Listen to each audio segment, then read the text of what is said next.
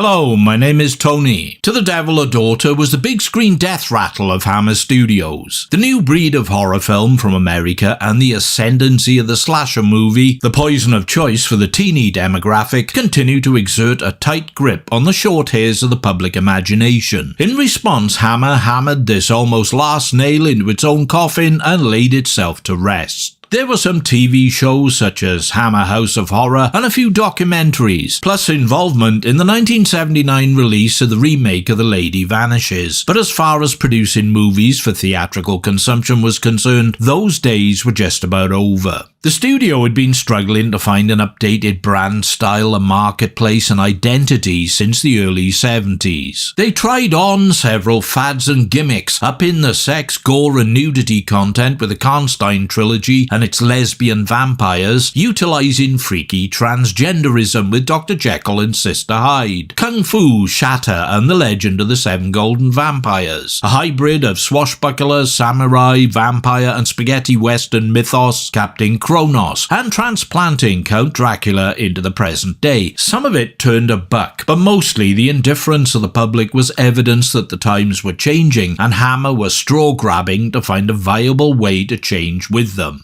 It's easy to see how, on paper at least, To the Devil a Daughter had certain prospects and potential as a life preserver. One of Hammer's prestige projects from the 60s was based on Dennis Wheatley's best-selling novel The Devil Rides Out. It didn't set the box office on fire, but it was a classy flick that pulled some positive critical reviews, and by the mid-70s had attracted a cult following due to late-night TV screenings on BBC Two. Hammer had a cordial relationship with Wheatley, so the source material was assured. Modern-day devil movies like Rosemary's Baby, The Exorcist and The Omen, released the same year as To the Devil a Daughter, proved to be big money makers. Therefore, a contemporary satanic picture based on another Wheatley bestseller must have looked like something of a surefire hit. Pity then they fucked it up. It's one of those films where, for whatever reasons, shit just doesn't work right. You can see through the surface of it the misfiring edifice to the infrastructure and mechanics beneath, and they are creatively solid and sound. Best-selling novel by best-selling author. Literate and capable scriptwriter Christopher Wicking, who was usually halfway decent at least. Behind the lens was David Watkin, after working on Ken Russell's The Devils and Dick Lester's The Three and Four Musketeers. In the director's chair sat Peter Sykes, director of Hammer's atypical and highly strung gothic psychodrama Demons of the Mind, which was also scripted by Wicking. In front of the camera is a top-flight cast. You got veteran American star Richard Widmark headlining, supported by Christopher Lee, Honor Blackman, Anthony Valentine, Denham Elliott, and in her second screen role, Klaus Kinski's daughter Natasha. She was just 14 and did a full frontal nude scene near the end of the picture. Now I know in the film her character is supposed to be approaching her 18th birthday, but how Hammer got away with it and slipped it past the censors is a mystery to me. Miss Kinski had previous form though. In her first film, the German production The Wrong Move, she is seen topless in bed kissing an adult male. She was 13 in that one. Whichever way it cuts, it's still fundamentally the equivalent of exploitation and child abuse, and wholly unnecessary. When you consider that in Christopher Lee's nude scene in this film, it is not the great man himself, but his regular stunt double Eddie Powell shot from an elevated angle. I only found this out later after years of believing I had genuinely seen The Bare Ass of Dracula. The Bare Ass of Dracula, interesting title for a film. Maybe Coppola would be interested. So, if they could make Lee's butt that convincing, not that I needed much convincing, why not afford Miss Kinski the same courtesy? I suspect the sleazy controversy engendered constituted some additional publicity. If it's any consolation, it didn't make the film a glorious success. Making a good movie would have increased the chances of that more effectively. So what do we have? What do we have for entertainment?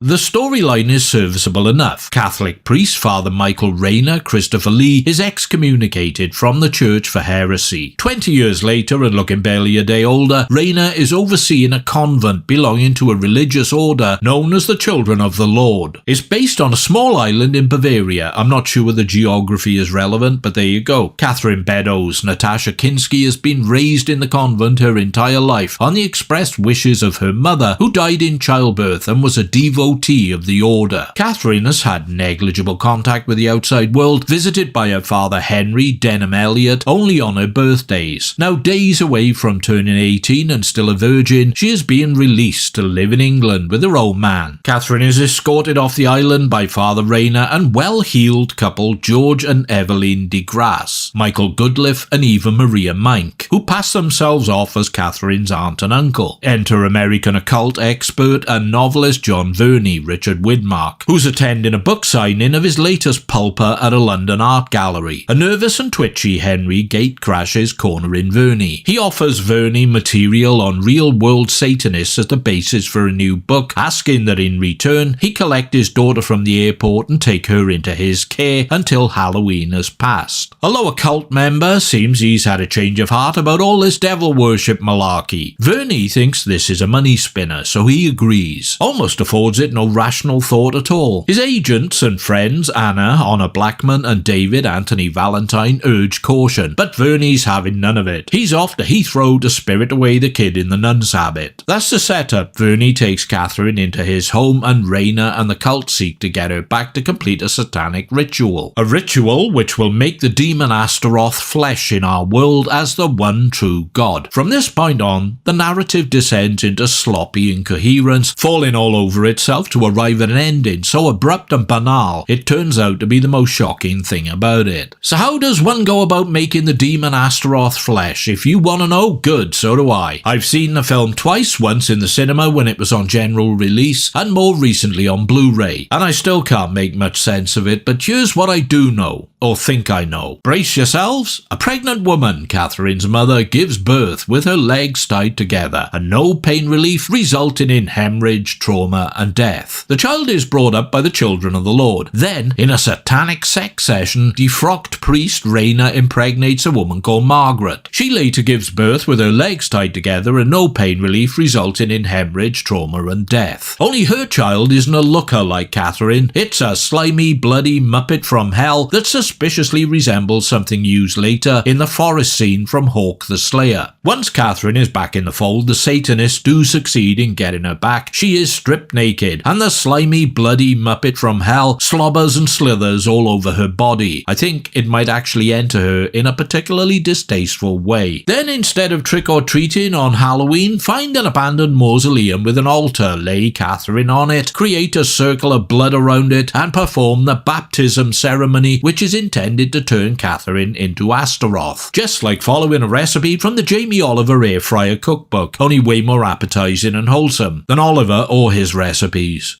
It wasn't a financial failure some might believe. The budget of £360,000, yeah, no, just 360,000 quid, came from a deal between EMI and German backers Terra Filmkunst. It showed up as third highest earner on the London film charts in its opening week. Later assessment pitches it as one of Hammer's most profitable films of the 70s. Unfortunately, all the profits went to its overseas investors. Hammer Studios was plunged into receivership shortly after. With that said, I've a mind to consider the things that are good about it first. I like fair play. What do you mean? I do. The score by American composer Paul Glass is prickly and creepy, with omen-esque, doomy choral motifs chipping in to add satanic atmos. Cinematography by the talented David Watkin benefits from his use of a subtle colour palette with a clever balance of natural light and reflections, giving the production a European look that is clean and clinical instead of garish and oversaturated. Cold and moodily sterile, where a lot of Hammer productions look, well, more vibrant and cosy. Christopher Lee maintains an aura of professionalism and poise in his usual imposing and menacing way, speaking his dialogue in a soft and mellifluous manner, razor-sharp, precise and confident. Best performance in it. Widmark was reportedly a nightmare on set, clashing with other cast members, repeatedly threatening to walk out, and actually slapping Kinski in the face when she had difficulty crying in a scene. His Verney isn't a very likeable character either, more egotistically competitive than heroic, mercenary in his pursuit of book material derived from the direct exploitation of a young girl and getting his two friends killed as a bonus. He has the haunted, irritated look of a man who just wants done with it all and to go home. Originally, Klaus Kinski was slated for the part, but alcoholism saw him functionally unemployable at the time. Honor Blackman, murdered by Catherine under Rayner's control, steel comb in the neck, and Anthony Valentine, bursting into flames in a church after touching a dodgy relic, and nifty supporting characters. And there's the wonderful Denham Elliott, whose niche was that of the nervy, slightly sleazy and neurotic Englishman, all sweat and hand-wringing jitters. He's a class act and a welcome inclusion. As for Natasha Kinski, she's naturally pretty, but just looks marooned and clinically depressed most of the time. She went on to have a relationship with Roman Polanski whilst appearing in his film Tess. Yeah, bet that cheered her up. I like the Faustian deal with the devil idea that forms an overarching theme, and it's interesting to consider the role reversal of Lee's turn from The Devil Rides Out. Widmark is now the Duc de Richelieu character, occult expert and protagonist, whereas Lee becomes the MacArthur figure, a heretic Satanist in a hooky soul-selling pact with the Dark One.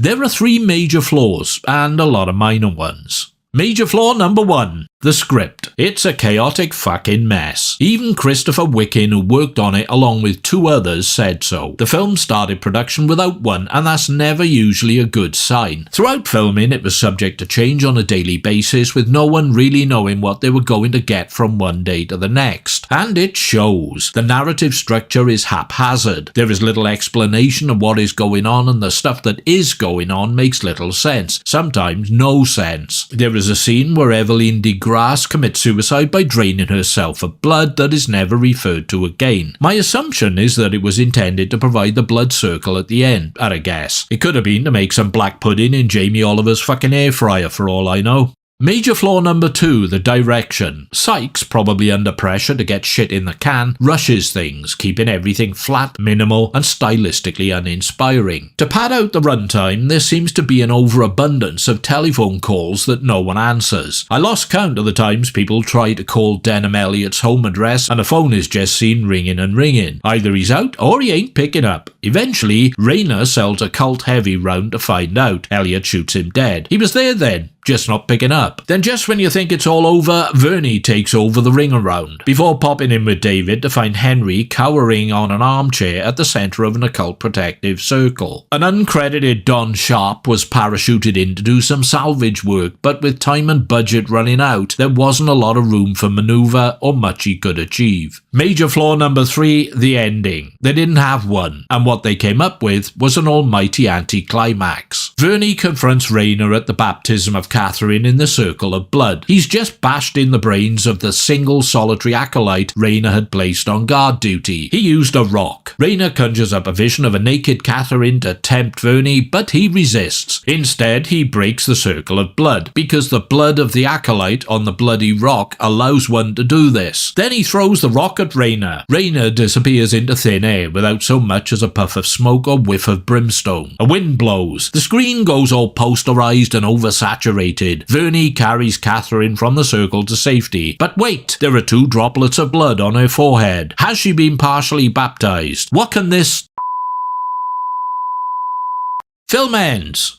Upon seeing the ending, Hammer CEO Michael Carreras immediately had an alternative written, which he took to Nat Cohen, head honcho of EMI. Cohen refused to stump up any more cash, stating it was perfectly adequate and wanted it released as it was. To quote Carreras on his take of the film overall, the picture simply didn't work. There are some minor problems along the way, for instance the practical effects, which were rather dire. The absurd Muppet demon thing, which looked laughable even then, and the stunt double for Anthony Valentine's fiery death scene wearing clearly visible protective gear do little to suspend disbelief.